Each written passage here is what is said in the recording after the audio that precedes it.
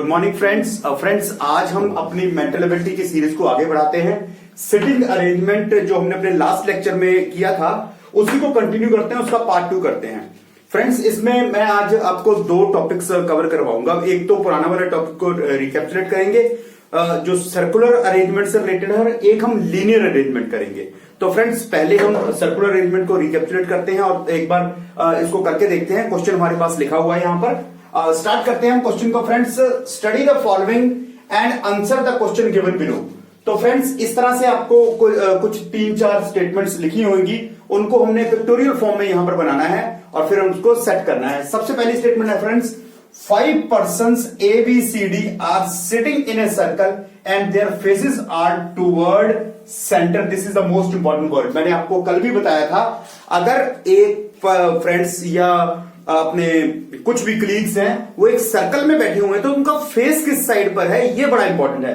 तो इसमें बोला टुवर्ड द सेंटर, इसका मतलब दे आर सिटिंग। और एज पर रूल मैं 2 यहां पर अरेंजमेंट बनाऊंगा। First is this, second one is this. यहां पर मैं 1 2 3 4 5 1 2 3 4 5 ये पांचों की मैंने प्लेसमेंट बना दी है। ठीक है जी। अब मैंने यहां पर बिठाना है इनको। ये 2 केस मैंने क्यों बनाए हैं फ्रेंड्स, क्योंकि इसका जो सेकंड पार्ट है उसमें क्या दिया हुआ है, D is between B and C। जो D है वो B और C के बीच में बैठा हुआ है। इसका मतलब D कहीं यहां पर होना चाहिए और वो B और C के बीच में बैठना चाहिए। लेकिन D अगर यहां पर हो तो ये C और B के बीच में भी बैठ सकता है। तो फ्रेंड्स ये चीज जो होती है ये हमें थोड़ा सा, अगर मैं एक ही केस लेके चलूंगा तो 50% चांसेस है कि वो गलत हो जाए, फिर मेरे को दोबारा से करना पड़े। तो फ्रेंड्स मैं क्या करता हूं, इनको पैरेलल करता रहता हूं। जहां पर मेरे को लगता है कि कंफ्यूजन है यहां पर आएगा कि यहां पर आएगा, तो मैं दोनों केसेस एक साथ लेके चलूंगा। D is sitting between B and C and D is sitting between C and B. Third one is B is to the left of E. जो B है वो E के लेफ्ट में बैठा हुआ है। देखो अगर यहां पर E होगा, ठीक है जी, तो वो तो E के राइट में, B जो होगा E के राइट में आ गया। अगर मान लो मैं E को यहां पे रख देता हूं तो B is on the right side of E। ठीक है जी। इसका मतलब ये वाला केस मेरा गलत हो गया है, इस चीज को मैंने नहीं लेके चलना। ठीक है जी। तो सेकंड का मतलब होगा, इसका मतलब ये होगा फ्रेंड्स, मेरे पास E जो है वो यहां पर आएगा, क्योंकि अगर E यहां पर आया तभी तो मैं देखूंगा ना E ऐसे बैठा हो तो उसकी लेफ्ट साइड पे B बैठा हुआ है। तो पांचवा फ्रेंड एक ही पोजीशन बची है, एक ही बंदा बचा हुआ है, तो वो क्या होगा, F होगा फ्रेंड्स। तो देखिए फ्रेंड्स अगर मैं इस सिस्टम से करता हूं तो with in seconds you can locate the positions of each friend, है ना। हर एक की हम लोकेशन जो है वो with in seconds find out कर सकते हैं। जब करली फाइंड आउट उसके बाद क्वेश्चन जो मर्जी पूछ लिया जाए उसका जवाब दिया जा सकता है। तो क्वेश्चन है, who is sitting between A and B, A और बी के बीच में। सॉरी फ्रेंड्स मेरे को लगता है मैं यहां पर मैंने एफ लिख दिया है। The friend was a, I think this one, I am sorry, मैंने वहां पर गलती से एफ लिख दिया था, यहां पर ए आएगा। तो who is sitting between A and B, A and B के बीच में कौन बैठा है, ई बैठा हुआ है। तो माय आंसर इज ई। तो फ्रेंड्स ये देखिए कैसे हम सिंपल टेक्निक्स के साथ जो है वो अपना क्वेश्चन को सॉल्व कर सकते हैं। आइए फ्रेंड्स अब हम चलते हैं अपने इसी के एक सेकंड पार्ट की तरफ जो मेरे पास लीनियर अरेंजमेंट्स को मेरे को बताता है। तो फ्रेंड्स जब मैं इसको इरेज करता हूं साथ साथ में आपको बताता भी जाता हूं कि जो लीनियर अरेंजमेंट है उसमें और सर्कुलर अरेंजमेंट में क्या फर्क है। फ्रेंड्स पहले हम क्वेश्चन बाद में करेंगे, पहले इस चीज को डिस्कस कर लेते हैं फ्रेंड्स। तो क्या होता है कि अगर लीनियर अरेंजमेंट में कुछ बंदे इस तरह से बैठे हुए हैं और मुझे उनकी पोजीशन नहीं दी हुई कि वो ईस्ट की तरफ देख रहे हैं कि वेस्ट की तरफ देख रहे हैं, तो अमूमन मैं उनकी पोजीशन हमेशा इस साइड लेके चलूंगा। ठीक है जी। हमेशा पोजीशन यही लेके चलनी है जब तक कि आपको उनकी डायरेक्शन गिवन ना हो। ठीक है जी। ये बहुत बड़ा फंडा होता है। ठीक है जी।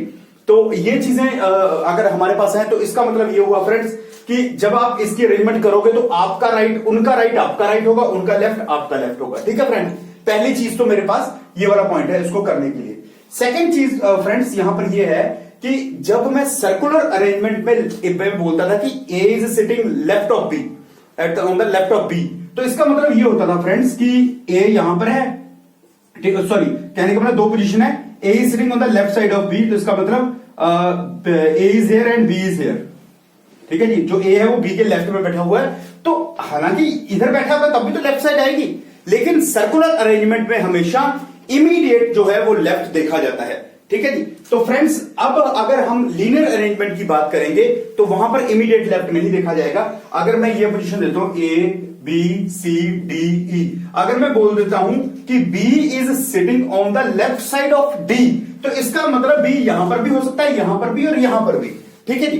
तो इसका मतलब ये हुआ फ्रेंड्स कि ये लीनियर वाली थोड़ी सी कॉम्प्लिकेटेड हो सकती है, ठीक है जी, क्योंकि सर्कुलर में डायरेक्टली वो चीज मुझे पता होती है कि लेफ्ट का मतलब इमीडिएट लेफ्ट है, राइट का मतलब इमीडिएट राइट है, लेकिन लीनियर में लेफ्ट का मतलब this one this one this one, और अगर कहीं खुदा ना खास्ता 8-9 बंदे हुए तो वो सारी चीजें आपको मतलब पोजीशन पे वो पॉसिबिलिटी बनती है।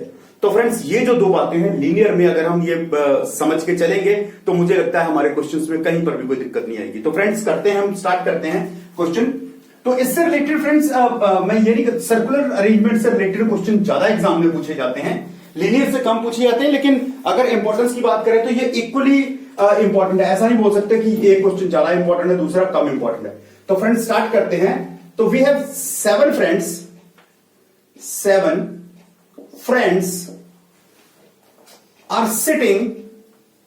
are sitting in a row. 7 friends are sitting in a row. Name है उनके A, B, C, D, E, F and G. तो these 7 friends are sitting in a row. Condition friends दी हुई है, B is sitting in the middle.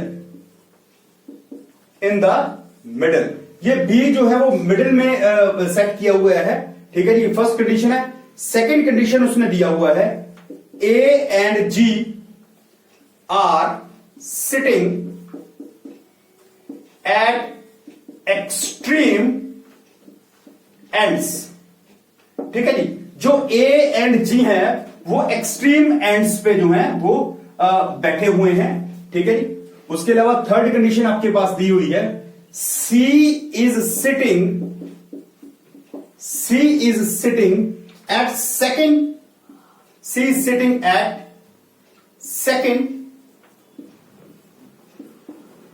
to the left of B, ये C के लिए condition दी हुई है। फोर्थ कंडीशन में दिया हुआ C and E are neighbours है, वो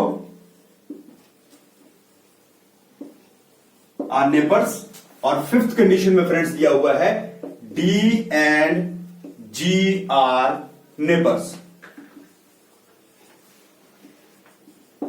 देखिए फ्रेंड्स, अगर उसने 7 फ्रेंड्स हमको दिए हुए हैं तो डेफिनेटली उन 7 फ्रेंड्स के साथ साथ उसने मुझको ये थोड़ा सा क्लू भी ज्यादा दे दिए कि भाई मैं उनको आराम से सेट कर सकूं, ठीक है जी। तो यहां पर हम फ्रेंड्स स्टार्ट करते हैं अपना क्वेश्चन करना। इस साइड पे करता हूं फ्रेंड्स में। तो 7 पोजीशंस पहले बना लेते हैं, 1 2 3 4 5 6 एंड 7।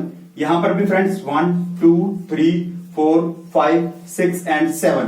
ये दो कंडीशन मैंने फ्रेंड्स क्यों बनाई है, क्योंकि मुझे यहां पर अगर आपने देखा होगा कि A and G are extreme ends, तो भाई एक्सट्रीम एंड तो दो होते हैं, A यहां पर भी हो सकता है, यहां पर भी, G यहां पर भी हो सकता है, वहां पर भी। तो इनको मैं इसके 2 केस ही बना लूंगा डायरेक्टली, ताकि मेरे को मेहनत कम करनी पड़े बाद में। तो फ्रेंड्स पहला चीज ये है, 7 फ्रेंड्स आर सिटिंग, मुझे इनकी डायरेक्शन के बारे में नहीं बताया गया है, तो इन सब के मुंह में ऊपर वाली साइड, यानी कि जैसे उनका फेस और मेरा फेस दोनों एक ही डायरेक्शन में मैं कर लूंगा। पहली चीज ये क्लियर होगी। B is sitting in the middle, इसका मतलब भैया B की पोजीशन फिक्स है। मिडिल में क्या आता है ये, इसका मतलब दोनों केस में B तो भैया यहां पर ही आएगा, B is in the middle. तो फ्रेंड्स ये हो गया, B की पोजीशन फिक्स हो गई। A and G are sitting at extreme ends. देखिए फ्रेंड्स, A यहां पर, G यहां पर, ठीक है, या फिर G यहां पर और A यहां पर। लो फ्रेंड्स, ये भी मैंने 2 कंडीशंस बनानी थी, बना दी। अब ये दोनों में से एक ही सही आएगा, या ऊपर वाला या नीचे वाला, ठीक है। तो इसका मतलब सेकंड को भी मैंने सेट कर दिया। थर्ड पे आइए friends, C is sitting at a second to the left of B, second to the left of B। अब क्योंकि मैंने बोला कि मेरा फेस और उनका फेस एक ही डायरेक्शन में है, इसका मतलब इसका सेकंड लेफ्ट कौन सा आएगा, ये फर्स्ट लेफ्ट है, ये सेकंड लेफ्ट है। तो कौन बैठा हुआ है, C यहां पर बैठा हुआ है भैया, ठीक है जी। तो इस केस में भी इसके सेकंड लेफ्ट में C यहां पर बैठा हुआ है, ठीक है जी। तो ये मेरे पास क्या आ गया, ये भी चीज मेरे पास क्लियर हो गई। सेकंड है friends, C and E are neighbours.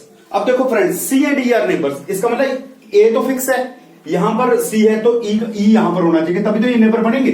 ठीक है जी। सिमिलरली यहां पर भी ई होना चाहिए। देखिए अभी तक मैं ये नहीं बता पाया दोनों में से कौन सा केस रिजेक्ट होगा, आई कांट से। ठीक है, तो कोई बात नहीं, आगे चलते हैं। उसके बाद आया friends D and G are neighbours. तो फ्रेंड्स यहां पर जी के साथ तो नेबर हो ही नहीं सकता, यहां पर जी के साथ तो सी है, तो इसका मतलब ये वाला केस गलत हो गया मेरा। तो मेरा केस कौन सा आ गया, D and G are neighbours का मतलब ये डी यहां पर आएगा तभी वो जी के साथ है।